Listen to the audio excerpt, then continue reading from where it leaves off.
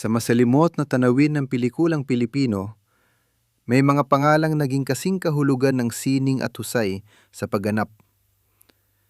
Ang mga ito ay mga aktor na hindi lamang nagmarka sa pamamagitan ng kanilang mga parangal, kundi sa pamamagitan ng kanilang kakayahang maging salami ng katotohanan, gaano man ito kaganda o kapait.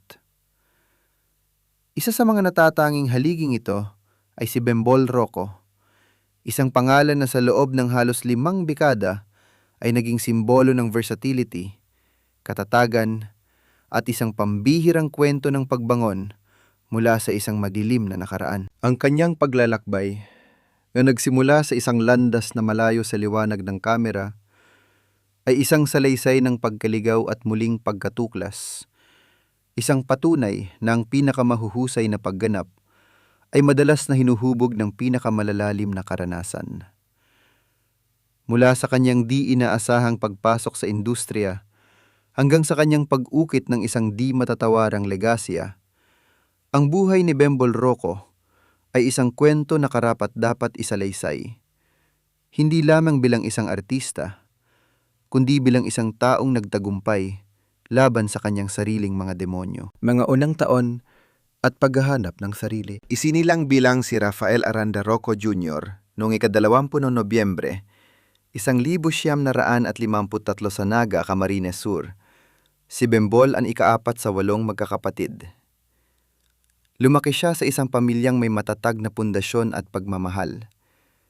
Ang kanyang ama, isang civil engineer, ay piniling ituon ang propesyon sa akademya bilang isang respetadong guro ng algebra at matematika sa Mapua Institute of Technology at sa Ateneo de Manila University. Bukod sa pagtuturo, inilalaan din ng kanyang ama ang bakanteng oras sa pagiging coach ng basketball. Ang impluensyang ito ay natural na humubog sa batang si Bembol. Nahilig siya sa palakasan, partikular sa basketball, na naging kanyang pangunahing libangan at paraan upang mailabas ang enerhiya ng kabataan pagkatapos ng klase. Sa kabila ng pagkakaroon ng isang normal at mapagmahal na pamilya, dumaan si Rocco sa isang yugto ng pagrerebelde na karaniwan sa maraming teenager. Sa panahong ito, siya ay naging sumpungin at madaling mag-init ang ulo, at ang kanyang mga frustrasyon ay madalas na naibubunton sa kanyang mga kapamilya. Tulad ng maraming kabataan sa kanyang henerasyon, naramdaman niya ang pagnanais na mag-eksplora at subukan ang mga bagay na itinuturing na bawal. Ang simpleng kuryosidad ay unti-unting nauwi sa isang mapanganib na landas. Nagsimula siyang magrebelde laban sa kanyang mga magulang, isang pagsuway na kalaunay humantong sa kanyang pagkalulong sa ipinagbabawal na gamot. Ang dating masiglang binata ay unti-unting nilamon ng adiksyon na nagdulot ng matinding pag-aalala at sakit ng kalooban sa kanyang pamilya. Dumating ang punto kung saan tila wala nang magawa ang kanyang mga magulang upang ibalik sa tamang landas ang kanilang anak. Subalit, sa kabila ng kanilang pagkadismaya, hindi sila sumuko. Patuloy nilang hinimok ang binata na ayusin ang kanyang buhay. Ngunit ang adiksyon ay isang malakas na kalaban. Dahil sa kanyang bisyo, nasubukan ni Rocco ang lahat ng uri ng kalokohan. Sa huli, naubos ang mga opsyon ng kanyang pamilya. Sa isang mabigat ngunit kinakailangang desisyon, ipinasya nilang ipasok siya sa isang rehabilitation center. Pagbabagong buhay at isang di inaasahang pagkakataon. Ang pagpasok sa rehabilitation center ang naging katapusan ng kanyang pagrerebelde at simula ng kanyang mahabang paglalakbay tungo sa paggaling. Tumagal siya roon ng 1 taon at kalahati. Ang pasilidad ay may mahigpit at istriktong sistema na nakabase sa mga modelo ng American Rehabilitation Centers, isang pamamaraang naging epektibo para sa kanyang kalagayan. Sa loob ng rehab, napilitan siyang harapin ang kanyang sarili at ang mga pagkakamaling kanyang nagawa. Dito niya natutunan ang pagpapakumbaba at ang kahalagahan ng disiplina. Sa wakas, buong puso niyang pinasyahang talikuran ang kanyang mga masamang bisyo. Sa tulong ng walang sawang suporta mula sa kanyang pamilya at sa gabay ng programa, unti-unti niyang natagpuan muli ang kanyang sarili. Ngunit pagkatapos niyang makumpleto ang kanyang programa, isang bagong pagsubok ang kanyang hinarap, ang kawalan ng katiyakan. Sa edad na 22, hindi siya nakapagtapos ng kolehiyo at walang malinaw na direksyon sa buhay. Hindi niya alam kung ano ang susunod na hakbang. Dahil sa kawalan ng ibang mapagpipilian at sa pagnanais na suklian ang tulong na kanyang natanggap, nagpasya si Rocco na magtrabaho sa mismong rehabilitation center na tumulong sa kanya. Ito ang naging paraan niya upang magbigay tulong sa iba pang mga taong naliligaw ng landas. Mga taong nakikita niya ang kanyang dating sarili. Sa panahong ito ng kanyang pagtatrabaho sa rehab center, naganap ang isang engkwentro na tuluyang babago sa takbo ng kanyang buhay. Isang araw, dumating ang yumaong pambansang alagad ng sining para sa pelikula, ang direktor na si Lino Brocka. Si Brocka ay kumukuha ng permit upang makapag-shoot ng ilang eksena sa loob ng pasilidad para sa kanyang pelikulang 3, 2, 1, 1974. Habang tinutulungan ni Rocco ang direktor at ang kanyang produksyon, napansin siya ni Brocka. Nakita marahil ng direktor ang isang kakaibang presensya sa binata. Inalok siya ni Brocka ng isang maliit na papel sa pelikula. Ang kanyang magiging karakter ay isang drug addict, kasama ang kaibigan niyang si Jay Ilagan. Sa una, mariin itong tinanggihan ni Rocco. Ngunit nang malaman niyang maari siyang kumita ng 200 piso kada araw ng shooting, isang malaking halaga kumpara sa kanyang sahod na 600 piso lamang kada buwan sa rehab center, nagbago ang kanyang isip.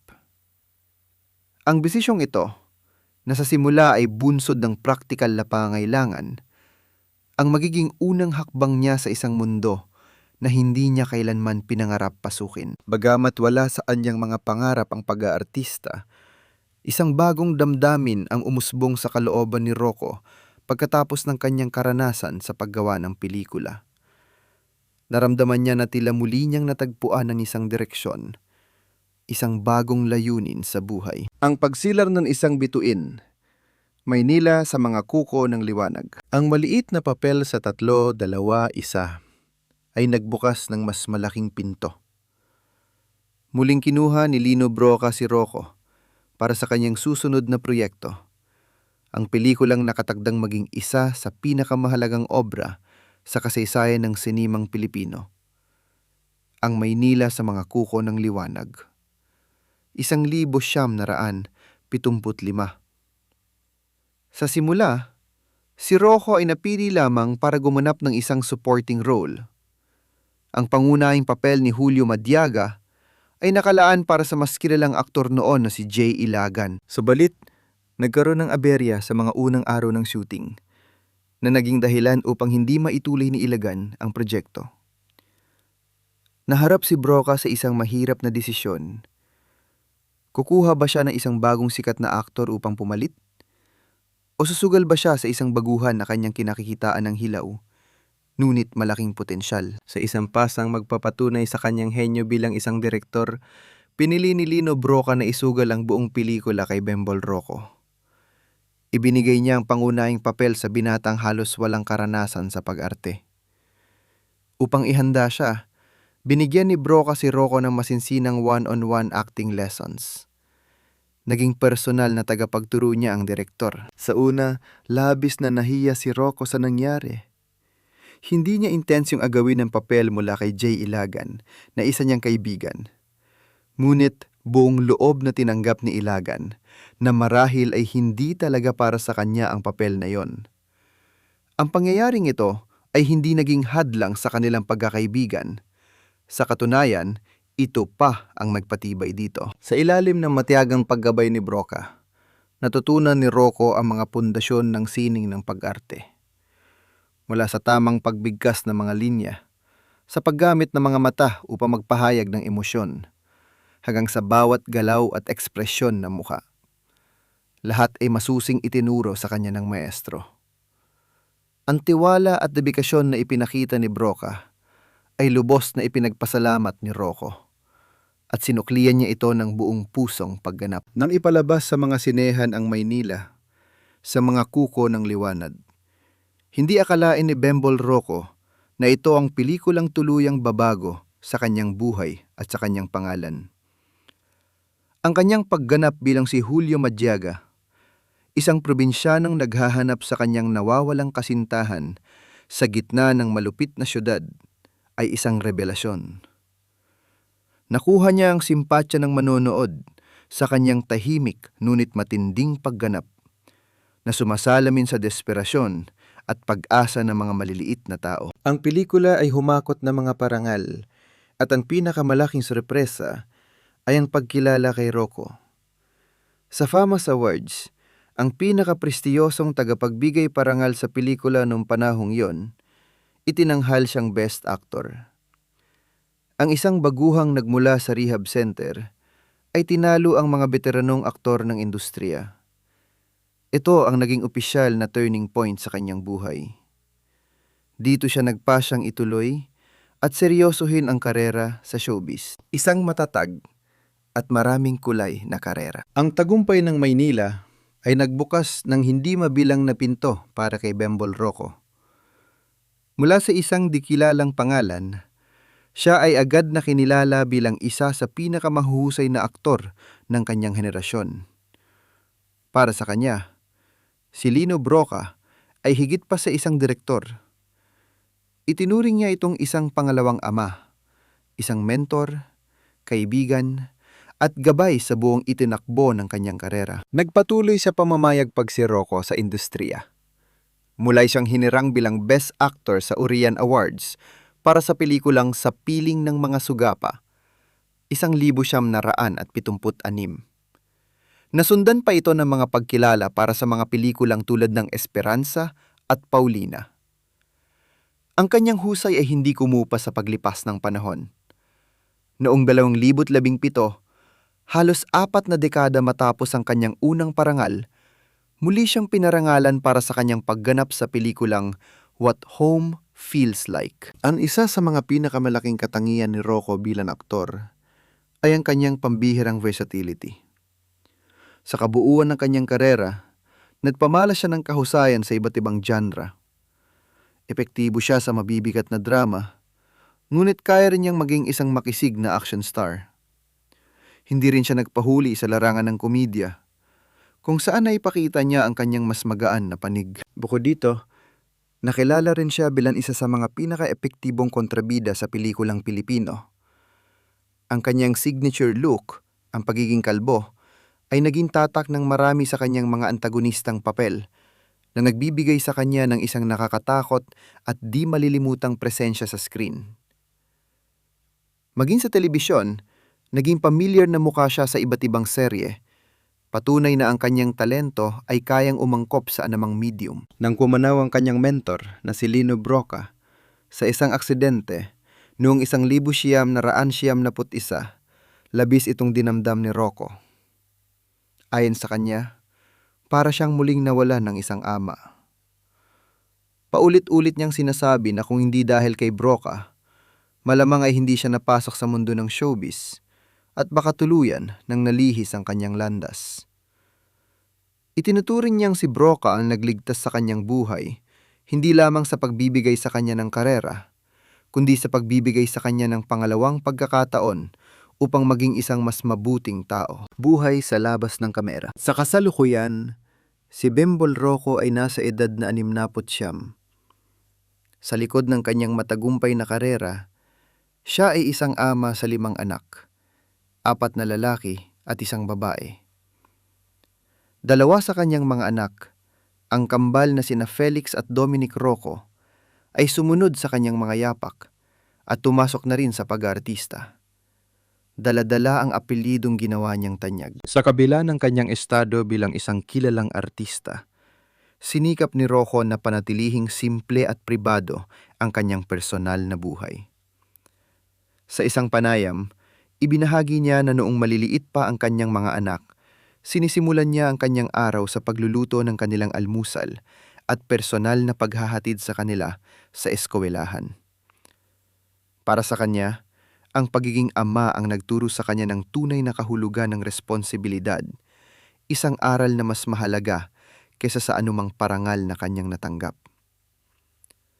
Ang pagkakaroon ng pamilya ang nagsilbing angkla na nagpanatili sa kanyang mga paa na nakatapak sa lupa sa gitna ng kasikatan. Legasya ng pagbangon at sining. Ang kwento ni Bembol Rocco ay higit pa sa isang talambuhay ng isang artista.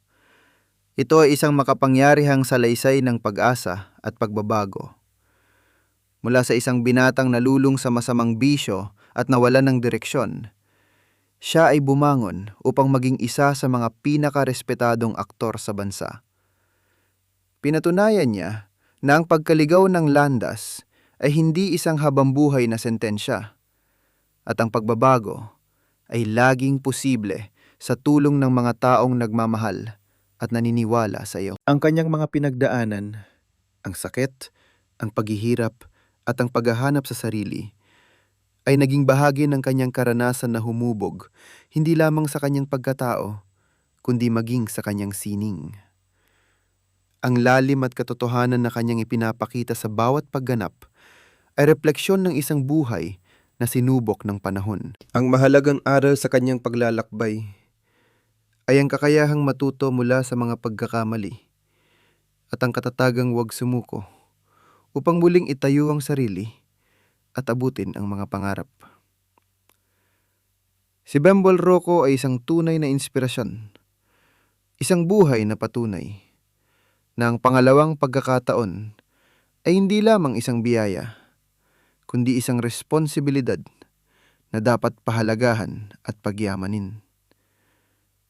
Ang kanyang legasya ay mananatiling nakaukit, hindi lamang sa mga rolyo ng pelikula, kundi sa puso ng bawat Pilipinong naniniwala sa kapangyarihan ng pagbabagong buhay.